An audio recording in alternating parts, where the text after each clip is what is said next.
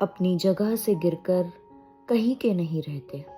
केश, औरतें और नाखून अन्वय करते थे किसी श्लोक को ऐसे हमारे संस्कृत टीचर और मारे डर के जम जाती थी हम लड़कियां अपनी जगह पर। जगह जगह क्या होती है यह वैसे जान लिया था हमने अपनी पहली कक्षा में ही। याद था हमें एक एक क्षण आरंभिक पाठों का।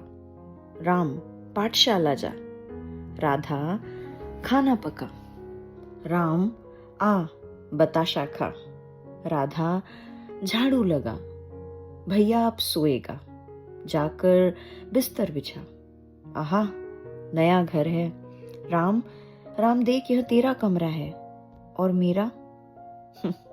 ओ पगली, लड़कियां हवा, धूप, मिट्टी होती है, उनका कोई घर नहीं होता। जिनका कोई घर नहीं होता उनकी होती है भला कौन सी जगह? कौन सी जगह होती है ऐसी जो छूट जाने पर औरत हो जाती है, जो छूट जाने पर औरत हो जाती है? कटे हुए नाखूनों कंघी में फंसकर बाहर आए केशों सी एकदम से बुहार दी जाने वाली। घर छूटे, दर छूटे, छूट गए लोग बाग। कुछ प्रश्न पीछे पड़े थे, वे भी छूटे, छूटती गई जगहें। लेकिन कभी तो नीलकटर या कंघियों में फंसे पड़े होने का एहसास नहीं हुआ। परंपरा से छूटकर बस ये लगता है किसी बड़े क्लासिक से पास कोर्स बीए के प्रश्न पत्र पर छिटकी छोटी सी पंक्ति हूं। चाहती नहीं, लेकिन कोई करने बैठे मेरी व्याख्या सप्रसंग सारे संदर्भों के पार मुश्किल से उड़कर पहुंची हूं। ऐसी ही समझी पड़ी जाऊं जैसे तुकाराम का कोई अधूरा अभंग। ऐसे ही समझी पड़ी जाऊं जैसे तुकाराम का कोई अधूरा अभंग। शुक्रिया। बेजगह, यह कविता अनामिका जी द्वारा लिखी गई है और मुझे लगता है कि एक ऐसी कविता जो कि ना चाहते हुए आपको सोचने पर मजबूर कर देगी।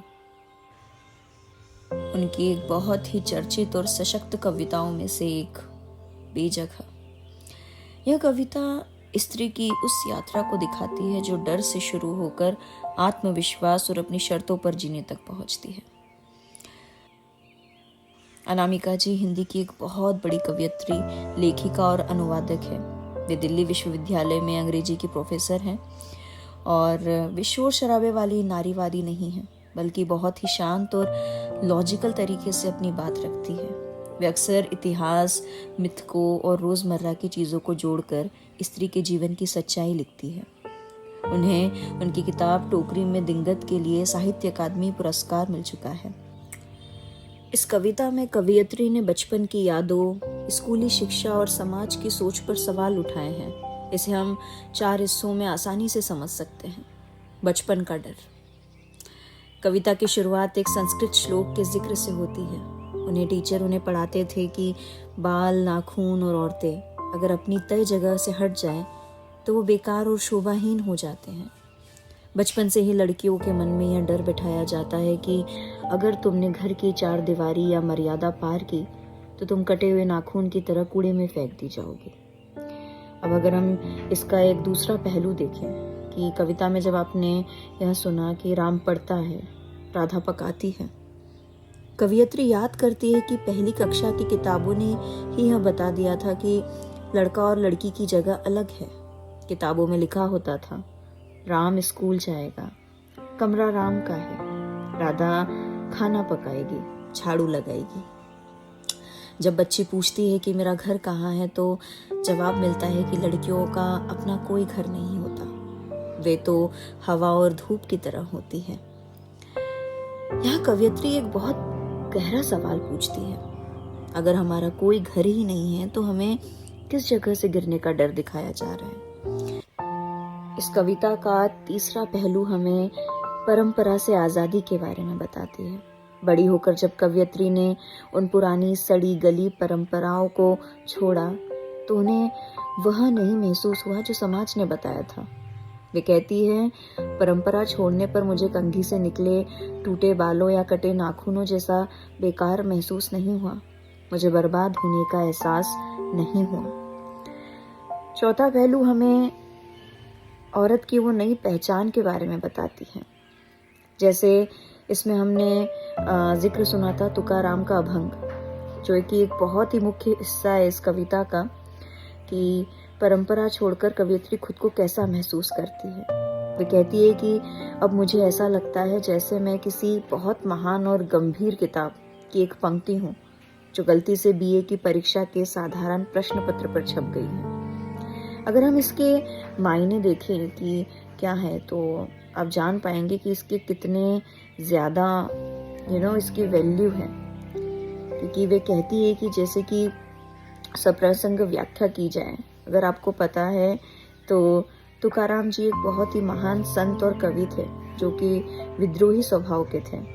तो उनके भजन की जैसे कोई हिस्सा है वो, उसके बारे में वो बात करती है। कवयित्री कहना चाहती है कि मैं चाहे अधूरी लगूं, चाहे समाज ढांचे में फिट ना बैठूं, लेकिन मैं अपने आप में पवित्र हूँ, पूर्ण हूँ और मेरा अपना एक अलग अर्थ है। मुझे मेरी ओरिजिनलिटी के साथ ही स्वीकार किया जाए। अगर एक लाइन में हम इसके सार की बात करें तो ये कविता कहती है कि यह कविता स्त्री के उस डर को खत्म करती है कि परंपरा तोड़ने पर वह बर्बाद हो जाएगी। अनामिका जी कहती है, परंपरा तोड़ने पर ही स्त्री को अपनी असली क्लासिक पहचान मिलती है। तो बहुत ही गहरी कविता। बहुत दिनों में मैंने कोई कविता आप लोगों के सामने पढ़ी है। मुझे उम्मीद है कि आप लोगों को ये कविता पसंद आएगी। अगर आप मुझसे इस तरह की कोई और कविता या अपने किसी पसंदीदा कवि या कवयित्री का कुछ भी सुनना चाहते हैं तो मुझे कमेंट बॉक्स में बताइए। तब तक अपना ख्याल रखें। ढेर सारा प्यार। बाय।